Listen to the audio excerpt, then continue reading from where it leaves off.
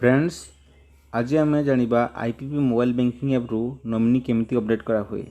Fast माई service रु service request को जीवा तापरे अपडेट नॉमिनी ऑप्शन आउ एठारे आम जहाँ को नॉमिनी देवाक चाहूँचे तार ना एंट्री करवा। फ्रेंड्स अकाउंट रे नॉमिनी थिले अकाउंट होल्डर डेथ केस रे क्लेम सेटलमेंटा बहुत शीघ्र और सहज होता है। तेणु आम समस्ते अकाउंट रे नॉमिनी देवा निहाती आवश्यक।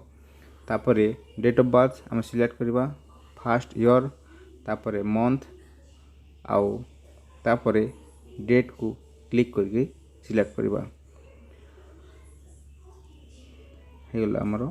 तापरे रिलेशनशिप माने आमे नॉमिनी को कौन कहूचे सही रिलेशन को आमे एठारे सिलेक्ट करवा। तापरे फ्रेंड्स ए चेकबॉक्स को सिलेक्ट कले अकाउंट होल्डर जहाँ एड्रेस थी नॉमिनी भी सेम एड्रेस आसीज। जदि नॉमिनी अलग किसी एड्रेस थाए ताहेले आमे मैनुअली चेकबॉक्स को अनटिक करके मैनुअली आमे एंट्री कर परिबा।